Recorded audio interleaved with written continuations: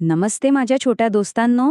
आज आपण एका खूप गोड हत्तीच्या पिल्लाची एक गमतीशीर गोष्ट ऐकणार आहोत. आणि आपल्या गोष्टीचं नाव आहे अप्पूचे स्वप्न. अच्छा, मला एक सांगा बरं, कधी असं स्वप्न पडलंय का की आपल्याला पक्ष्यांसारखे पंख फुटलेत आणि आपण उंच उंच आकाशात उडतोय? हं? विचार करा, किती मज्जा येईल ना. मग आपल्या आजच्या गोष्टीतल्या अपूला पण असंच एक स्वप्न पडलं होतं. चला तर मग भेटूया आपल्या गोष्टीच्या हिरोला. त्याचं नाव आहे अप्पू, एक छोटंसं गोंडस हत्तीचं पिल्लू. दुपारची वेळ होती, जंगल अगदी शांत होतं आणि आपला अप्पू एका मोठ्या झाडाखाली मस्तपैकी झोपला होता. अप्पू इतक्या गाढ झोपेत होता ना, आणि माहितीये का तो कसा घोरत होता? चला आपण सगळे मिळून हत्ती कसा घोरतो तसा आवाज काढूया. सगळे तयार? माझ्यासोबत म्हणा. घुर्र घुर्र. अरे वाह, काय मस्त आवाज काढला सगळ्यांनी. आणि त्याच गाढ झोपेत अप्पूला एक गमतीशीर स्वप्न पडलं. स्वप्नात काय झालं माहितीये का? त्याचे ते मोठे सुपासारखे कान आहेत ना, त्याचे चक्क पंख झाले आणि तो आपले कान पंखांसारखे हलवत आकाशात उडू लागला. कसे? फड फड फड. तो एकदम आनंदाने ओरडला, अरे वा, मी तर हवेत उडतोय. तो उंच, आणखी उंच उडत होता. अगदी त्या पांढऱ्या शुभ्र ढगांच्या जवळ पोचला. खालती पाहिलं तर त्याला सगळं किती छोटं छोटं दिसत होतं. छोटी झाडं, छोटी घरं. त्याला खूपच मजा येत होती. मग उडता उडता त्याला वाटलं की आपण एका झाडाच्या फांदीवर थोडा वेळ बसावं.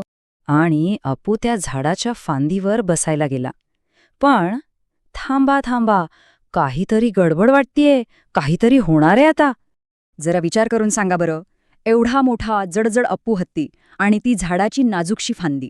काय वाटतंय, ती फांदी त्याचं वजन पेलू शकेल का? मला तर नाही वाटत. चला बघूया पुढे काय होतं ते. आणि अप्पू जसा त्या फांदीवर बसायला गेला ना, तसा फांदीतून आवाज आला, कड कड कड.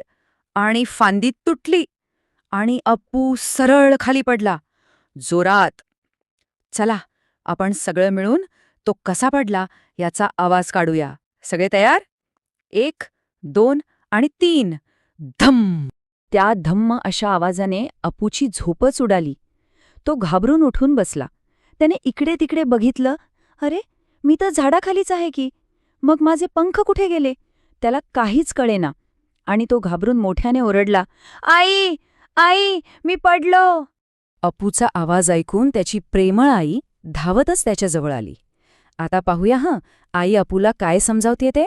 आई जवळ आल्यावर अप्पू पटकन तिचा कुशीत शिरला आणि रडत रडत म्हणाला, आई, मी आत्ता आकाशात उडत होतो, पण मी खाली पडलो.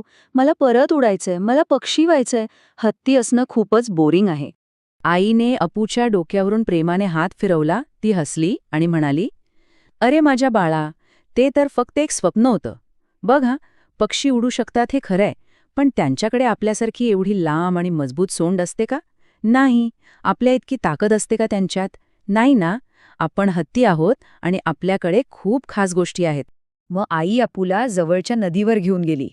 तिने आपल्या सोंडेत खूप सारं पाणी भरलं आणि फुर्र, अप्पूच्या अंगावर एक थंडगार पाण्याचा फवारा मारला. अप्पूला तर इतकी मजा आली, तो खळखळून हसला आणि स्वतःच्या सोंडेने पाणी उडवायला लागला. कसा आवाज करत? चला आपण पण करूया. फवारा फवारा. आता आपला अप्पू खूप खुश होता. त्याला कळून चुकलं होतं की हत्ती असण्यात किती छान आणि किती मज्जा आहे. मग काय, याच आनंदात आपण सगळे मिळून अप्पू आणि त्याच्या सोंडेचं एक छान गाणं म्हणायचं का? सगळेजण तयार आहात? चला तर मग गाण्यासाठी तयार होऊया. सगळ्यात आधी आपला एक हात आपल्या नाकासमोर आणा आणि एक लांब सोंड बनवा बघू. वा, काय छान सोंड झालीये. आता आपले दोन्ही हात आपल्या कानांच्या बाजूला घ्या आणि पंखांसारखे फडफडवा. फडफड फड. शाब्बास. आता आपण गाण्यासाठी अगदी तयार आहोत. अप्पू हत्ती झोपला होता झाडाच्या खाली. स्वप्नात त्याला वाटले आली जादूची काडी. कानांचे झाले पंख मोठे, फडफडफड. आकाशात उडाला ढगांच्या आड. करा बघू हात फडफडफड. झाडावर बसता फांदी तुटली, धम्मकन पडून झोप उडाली आणि सगळे एकत्र ओढा, धम्मकन. आई म्हणाली, वेड्या, नको करू हट्ट. आपली सोंड आणि ताकद आहे खूप घट्ट. वा, किती छान गायले सगळ्यांनी, शाब्बास. वाह, किती मज्जा आली ना गाणं म्हणायला. या गोष्टीतून आपूला समजलं की त्याची सोंड आणि त्याची ताकद हीच त्याची सगळ्यात खास गोष्ट आहे. जशी अपूमध्ये खास गोष्ट आहे तशीच तुमच्या प्रत्येकामध्ये सुद्धा एक खूप स्पेशल गोष्ट आहे. तर मग आज घरी गेल्यावर विचार करा की तुमच्यामध्ये अशी कोणती खास गोष्ट आहे आणि ती तुमच्या आईबाबांना नक्की सांगा. चला, पुन्हा भेटूया पुढच्या वेळी एका नवीन छानशा गोष्टीसोबत. तोपर्यंत काळजी घ्या. Bye bye.